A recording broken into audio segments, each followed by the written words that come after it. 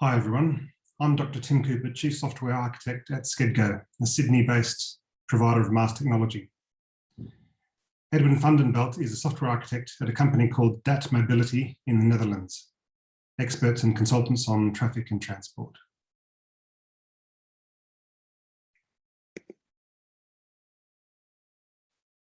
What is MaaS? Mobility as a service is a concept that many parties are working on, but it hasn't yet hit mass adoption. My definition is a little bit different to others' definitions. I describe it like a search engine for transport, like Google Transit, plus bookings and payments. So an algorithm finds a selection of optimal trip chains, a trip chain meaning a sequence of one or more legs of bus, train, ferry, taxi, city bike, e-scooter, rideshare, etc.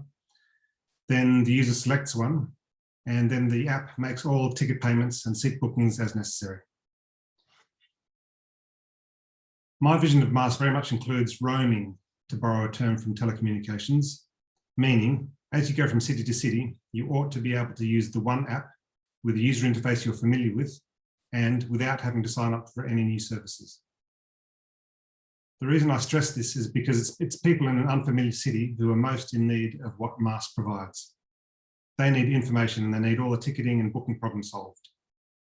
Imagine you're at Prague Central Station and you wait in a long queue at a ticket office only to be told it's the wrong ticket office and they give you directions for the right one.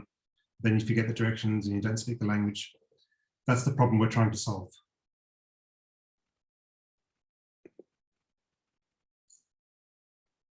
The two flavors of MaaS are as shown on the slide.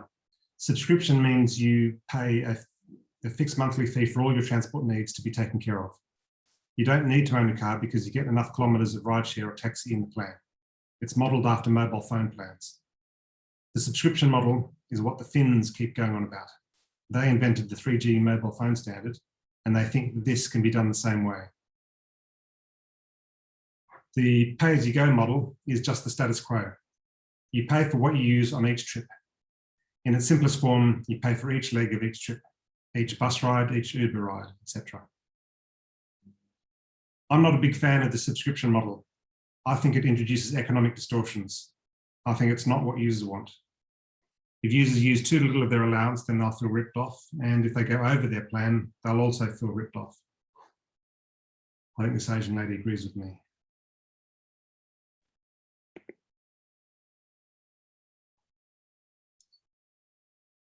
The TOMP API was created to fill an urgent need.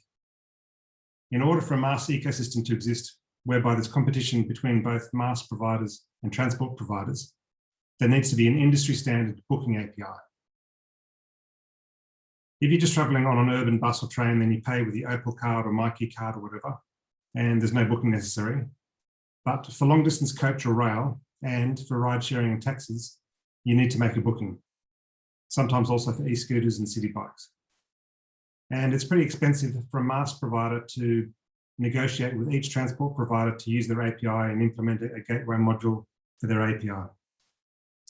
If you want to lower the barriers to entry so that multiple MaaS providers can compete in the space, then the cost of all the software development work is, I would say, such a major barrier to entry that it becomes prohibitively expensive if you want proper competition.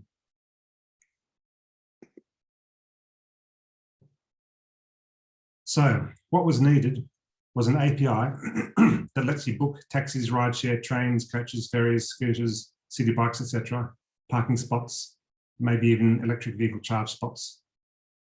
And it needs to cover all these requirements and more.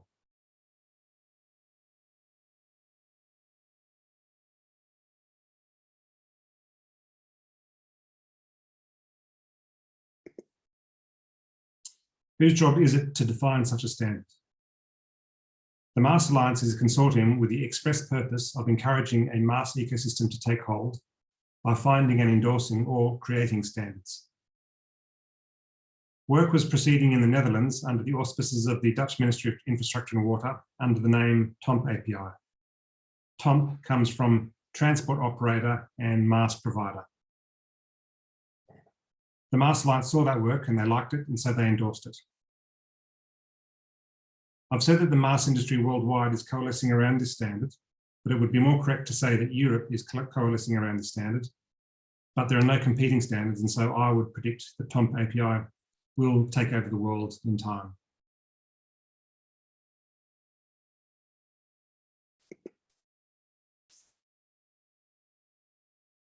This slide shows the structure of TOMP API. Operator information is how transport providers advertise themselves to the routing engine. Planning is when a user enters a query and the routing engine generates a selection of good trip chains. Booking is when the user has chosen a particular trip chain and all the seats and assets need to be reserved. Asset meaning an e-scooter or city bike, could even be a car parking spot. Then trip execution. There's a bunch of complexity around city bikes. How do you find it? How do you unlock it? What do you do if it's broken?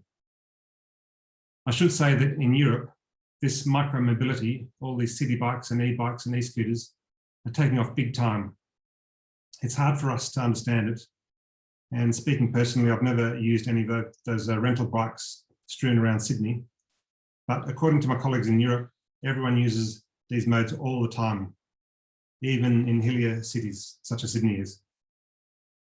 So you can have your own opinion. Does this represent the future for us, or will we in Australia always be different? Then we get into payment.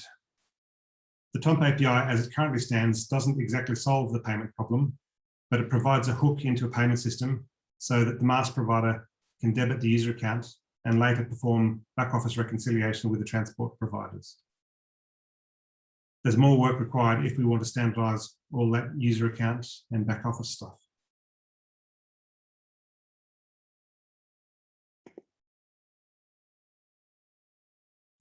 Right, so this is where things stood when I first wrote this talk over a year ago.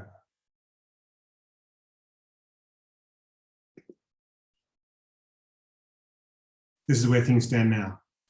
It has exceeded everyone's expectations for adoption within Europe. The most significant figure, of course, is how many parties have implemented it, and it's already over 50. We have this picture of Australia here with New South Wales coloured blue, but I'm probably overstating things there. The MaaS workshop within Transport for New South Wales are supportive of TOMP API, but have not officially endorsed it. Their support is a little lukewarm, only because there doesn't seem to be much momentum among the transport providers active in Australia. The status quo is either that transport providers are not yet in a MaaS ecosystem, or they're in, but they're content to do pairwise implementations with the various MaaS providers who approach them, of which I actually only know of one, Placey. It's an app being developed by carsales.com.au.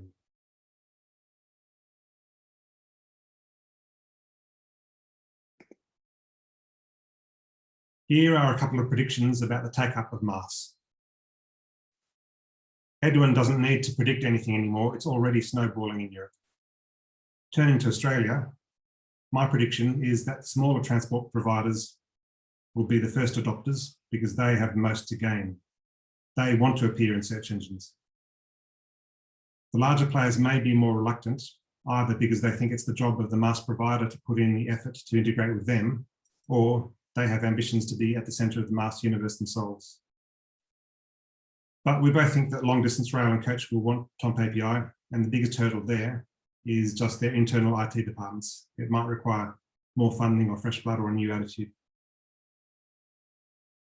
And one day robo-taxis will come in. I'd love them to exist. I live in a suburb where I can't walk or cycle to the train station, but when I drive, I have trouble finding parking. When robo-taxis do come in, hopefully there's some competition between players, and it'll be the MaaS apps which aggregate them and link them to the bus and train networks. And the TOMP API would be the most natural API for them to use.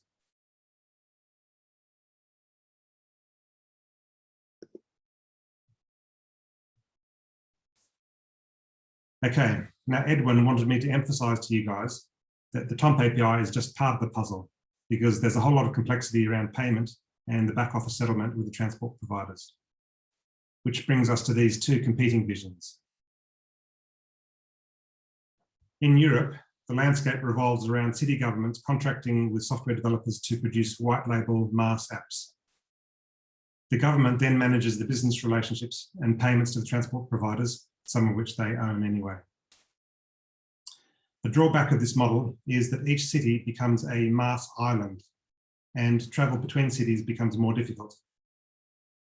It's also not great if you value competition, one monopoly MaaS provider striking exclusive deals with transport providers. The alternative is if ambitious MaaS providers try to conquer the world and aggressively go out striking deals with transport providers. There's a lot of effort required there, which is a barrier to entry, which reduces competition among MaaS providers and makes it more likely that the world gets fragmented, just like we're fragmented now without a global standard, a global power socket shape, or how, like, you know, how Australia drives on the other side of the road compared to just about everyone else.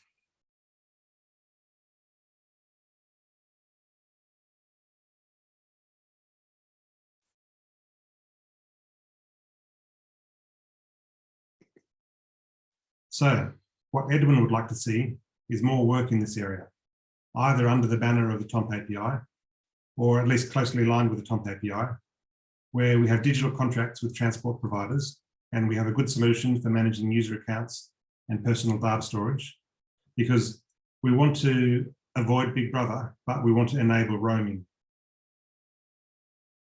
And then, of course, we have to solve the back office stuff.